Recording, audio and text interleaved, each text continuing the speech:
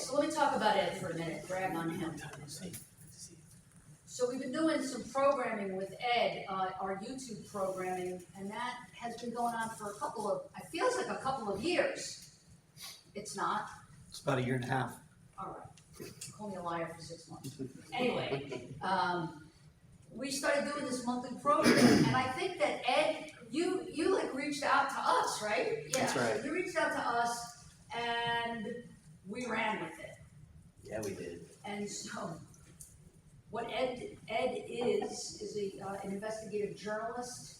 He's an actor, screenwriter, filmmaker, and right now the host of a pretty well-followed program called Unfound.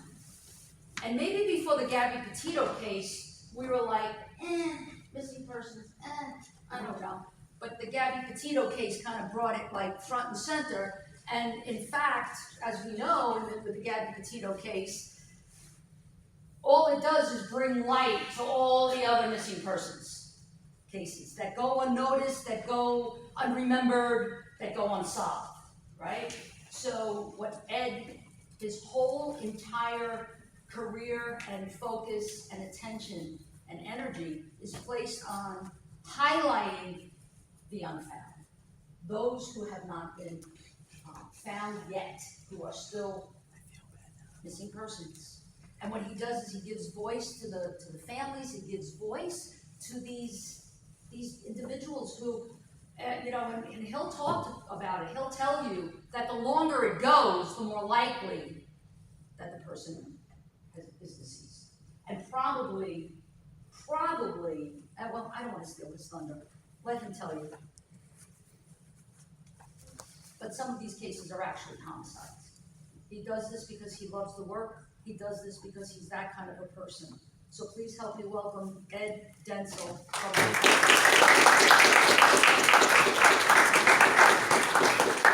So what am I? I am a reporter. I give information to the public, either through me talking about a missing persons case or the guest being on Unfound. I'm an independent investigator. I'm not licensed in any state in the United States or anywhere else. I am not a private investigator. I work for myself, but I'm not licensed. And you can do that these days, of course, with all the databases and newspapers.com that you have to pay for them. But if you get into it, it's certainly worth it. I'm a researcher. I will go back and try to find people that the family has lost touch with. I cover a lot of disappearances that are quite old. I've covered a disappearance that goes back to the 1940s. Couple in the 1950s, 1960s. And so, over time, some of these people who are suspects or witnesses, lose touch with them. I try to track these people down for myself so I can talk to them or the family can talk to them.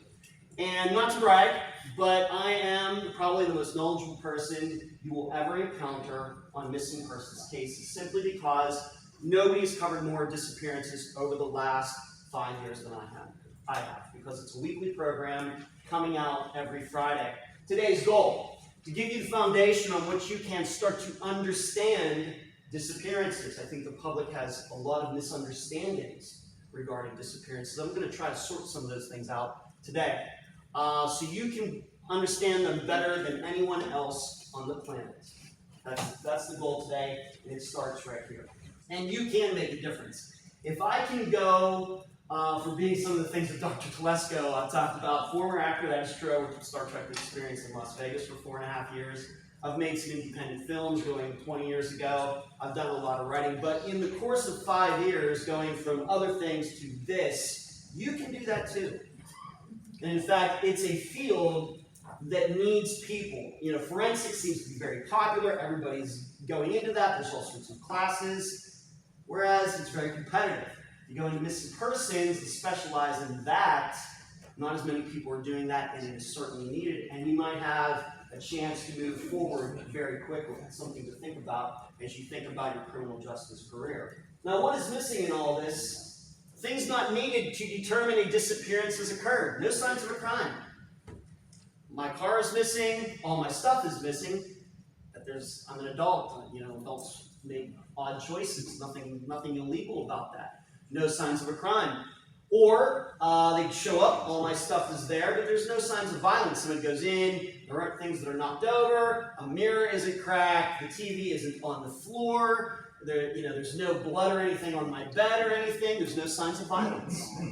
There's no, maybe I was not feeling too good, maybe I was depressed, maybe I have some sort of mental issue, maybe I would write a suicide note. They go in, no suicide note. So all these things, you do not need any of them for a disappearance to be a disappearance. I think it's very, very important.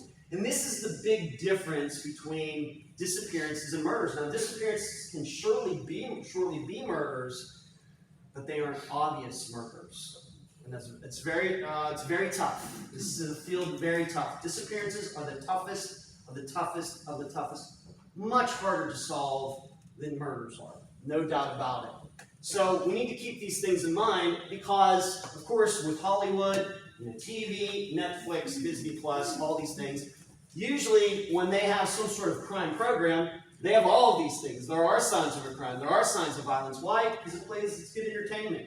People are entertained by this. Real life disappearances is the exact opposite. The most common types, and I'm going to go in depth for all of these. The man said, no, relationships are the #1 cause of disappearances. Not drugs, although we're going to talk about them. Not money, not fighting for a job or anything like that. Relationships are the #1 cause. So what that means to all of you, I'm 51 years old, I'm a single guy. If there's a 51-year-old guy out there who is in a relationship, doesn't matter what kind of relationship it is, his odds of going missing are higher than mine. Now, there could be some factors in there. Of course, if you have an addiction, of course, if you are a felon and make bad choices about, breaking the law, that actually increases your chances of going missing as well. But just given a guy who's making good choices, staying out of trouble, in contrast to a guy who's married, in a relationship, making good choices, his odds are higher. And I'm going to show that here in a moment. But the man said, and what that means is that a man woke up, his significant other is gone. He's like, I just have no idea where he or she went. Next one, drugs play a role. They aren't the major factor, but they play a role. Next category, the art of luring. Luring is a very common part of disappearances, and I'm going to show you examples. The walk-off. It's a murder, but so what does that mean? And then finally, the last category I'm going to talk about is a league of their own. So let's move on to what are the investigation problems. How do we learn? We learn through either experience on the job, or we learn by being here in a class, somebody else teaching it to us, whether we're reading or listening, watching. The problem is that disappearances have neither. There is no education out there currently regarding disappearances. In addition, these types of disappearances are so rare, it's hard to get any experience in the area. And the problem is that, though, when a disappearance like this happens, that family is going to expect you to be an expert, whether you like it or not, even though you've never experienced it before. That's a problem. Minimal experience is worse than no experience. We act more carefully when we admit we know we don't know something. And what I say here is officers say the stupidest things. I know Dr. Telesco being former NYPD, I say this is all due respect, but sometimes police officers get on the scene to fill out a missing persons report, and they just say stupid things like, oh, she'll be back tomorrow. They don't know that. Their job is not to be a psychologist or a theorist. Their job is to be an investigator.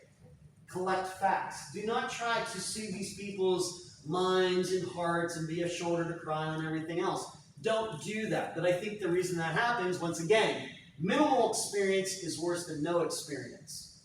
Because I think what happens is that if you have no experience, then I think you're more likely to really watch what you're going to do. Whereas a police officer who has maybe answered 10 missing persons reports that are eventually solved in a few days, he or she thinks they know what they're doing. They probably don't, especially if it's a disappearance that ends up being a week old, a month old, a year old, then those comments that police officer made at the time really look stupid. Don't do that. Just collect the information, understand what these people are trying to say, and don't give them expectations. Don't say, oh, she'll be back in a few days, because automatically the family's going to think that police officer knows what he's talking about, or she's talking about. She's seen this before, so I can ease off in worrying. Well, that's not how it should work. It really shouldn't. And that's really kept a lot of families from doing their own work, because they believe the police are going to do it. And what you learn is, after about a month, most departments are going to be like, we don't know what to do, and it's going to end up being the family that's going to have to end up working these problems. Investigation problems. The public must share the blame. A lot of cry wolf syndrome out there. A lot of parents claiming that their son or daughter ran off. Didn't happen. What's really going on is they just don't like who their son or daughter is with, and so they create a police report to the police officer. Really, they're trying to make up for the bad parenting. Common. Bad. No interest in disappearances except for their own entertainment. Unfound is not an entertainment program. It is a news program. We don't do any joking around on the program. We don't have free giveaways on the program. This is news. I'm trying to educate people about disappearances by having these guests on the program. Too many people think of true crime as entertainment. I do not. People infuse themselves into the process. Most common issue, 7-Eleven clerk claims that she saw a little girl who is missing in her store at 2 in the morning with some scraggly looking guy. You got to get down there. The police, put the lights on, blare the siren, they get down there, they go to the video, nothing. The clerk totally made it all up. Common. Can't even tell you how common that is. Why? People love attention. People think that they're actually helping by doing that because it's raising awareness for the disappearance of the little girl or whoever. But this is a huge problem. It is so common. We talk about it often on the program. So the public must share the blame when we have investigation problems. So moving on, what can be done? The education starts in this room. You need the basics regarding all of this, because you will not get it out there. If you're going to run for sheriff in a county, do they run for sheriffs? I think in Florida, I know they do in Texas. But yes. So if you're going to run for sheriff of a county in Florida, you should know the basics at least. If you're going to be an on-the-beat police officer with the uniform, driving around in the marked squad car, you need to know the basics. If you're going to end up being an investigator who specializes in homicides or burglary or vice or something like that, guess what? Be prepared for a missing persons report to land on your desk sometime. Why? Because most police departments don't have missing persons departments. Only the biggest of the biggest of the biggest do. New York City, Chicago, LA, Houston. You get down to smaller cities in the United States, if a missing persons report comes in and it goes a little while, an investigator in some other department will say, a supervisor will say, hey, go check this out. And you're going to be expected to do a good job. A family does not want to hear, well, my specialty is burglary. They don't want to hear that. So the education starts in this room to know what you're going to get into when you get out there if you're put in those situations. In addition, you need skills to combat what you'll be expected to do by the more seasoned. I can tell you right now, there are many police officers, supervisors, detectives, sergeants, superintendents of police departments who have a particular attitude about missing persons cases. And it's kind of what I said, going back to the investigation problems. So if you want to start a new era of investigating missing persons cases, you might have to buck the trend that has been going on for a very, very, very long time and have the spine to stand up for them. Because they're going to look for all sorts of reasons to not do an investigation. I'm going to get to that. Number 2, every missing person is the same. Dr. Telesco at the beginnings talked about Gabby Petito, how she got all this attention. Why did she get this attention? Probably because of the circumstances. Here she was on this cross-country trip with her fiancé, and then he ends up back here in Florida driving her vehicle. that's a bad sign. You don't even need a missing persons expert to know that is a very bad sign. That's why. It's so outrageous that it gets people's attention. And so and then the snowballs start. I'll be honest with you, I do not like the kind of sensationalism that went on regarding Gabby Petito's case. I think this actually gets in the way of doing a good investigation. Because why? As I stated before, too many people want to infuse themselves into the story. Too many people. And that makes it very difficult. And this does include psychics and palm readers and all. We don't do that on Unfound. We do not cover that. There's no proof that a psychic or any person who has a sixth sense or something has ever solved a missing person's case. But there is certainly white girl syndrome. Certainly, it does seem that they get more attention than other types of disappearances. People who appear in police records get less attention. People who have addictions who've been caught with drugs, prostitutes, sex workers, etc. This is common. A police officer will look at it. Oh, that person. Well, we'll just put it off to the side. I've had many parents talk about that. What can be done? Every person, once again, every person needs to be looked at as the same. Police look for reasons to not investigate. I brought up before the hot potato syndrome. This goes back to the disappearance of Eric Alvarado, where I talked about his dogs getting hit by a car. From Texas, his vehicle is found in Arkansas. Texas and Arkansas, I don't want it, you take it. I don't want it, you take it. I don't want it, you take it. Arkansas says, well, he's from Texas. There's no proof that he was in Arkansas. You take it. Texas says, his vehicle was found in your state. You should be investigating it. You take it. Nobody. This is common. And so it's not just between states. It could be between counties. It could be between cities. This has to change. The hot potato syndrome. It's something that I could have never guessed when I started Unfound, but it surely is a thing. And we must know it when you see it. This goes back to experience, looking at these different categories. When you get on the scene and you start thinking back to that presentation Ed Densel did on November 4th, 2021, he talked about these different categories. What category do these facts fit? What should I be looking for? What questions should I ask? And know the categories. Example is sales. Have you ever been in sales, whether it's a cell phone store or something like that? You have to ask the customer questions. What are you going to do with fun? I worked for my family for 4.5 years in the 1990s. When I didn't get into law school, I was a car salesman. And I was a horrible one. But I learned what you have to do is you have to ask these people, what are you looking for? Minivan? You try to put them in the right vehicle. So you have to know the kind of person that went missing, what that person was doing in his or her life, and everything else. You have to ask those questions. You must know it, and then when you get those answers, you must be able to start thinking, oh, I think this happened, and that will point you in a direction. Because once again, you're not going to have any science to point you in any direction. The challenge, the person who will come back in 3 days, once again apologizing for the formatting, could be exactly like the person who doesn't come back at all. It's a tough part about all of this, is that a lot of these disappearances that we've talked about here, the average age of a disappearance on Unfound is about 18 years old. So going back to the early 2000s, but I've covered disappearances from the 90s, 80s, 70s, 60s, 50s, 40s. And that disappearance from 1965 that's still unsolved 56 years later looks exactly like the disappearance that just happened a few years ago, at least to start. Everybody thinks that person's going to come back in a few days, and then the person doesn't. And it's a week, it's a month, it's a year. This is a very important part of this. And I don't have all the answers to that right now. But still, you have to know it when you see it and get a feel for that. Does this sound like a person who's going to come back in a few days? Or does this sound like something that's going to be a lot more serious?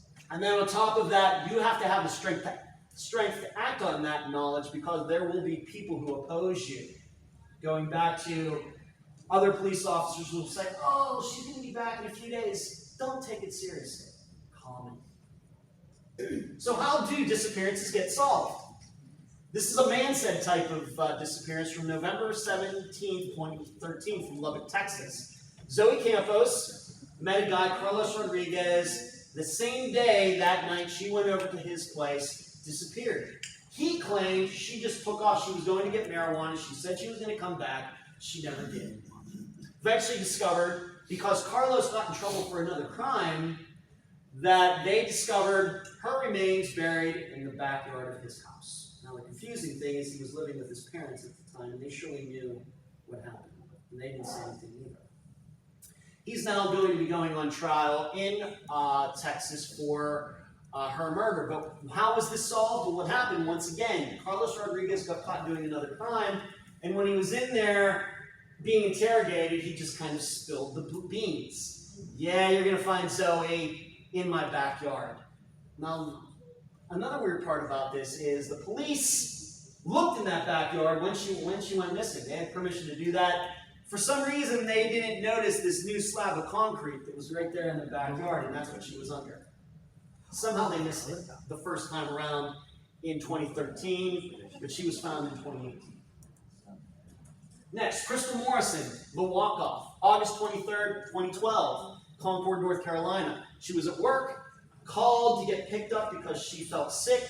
Her ride shows up, she's not there. Nobody could have imagined that in 2019, her remains would be found a mile away. And it seems she called to be picked up and just left. And she was found on private land, no belief that there was any foul play. And this is a thing, people calling people to pick them up, and then those people not being there. I could have never guessed. This is a thing. I've covered like 5 disappearances like that, of which Crystal was one. How was it solved?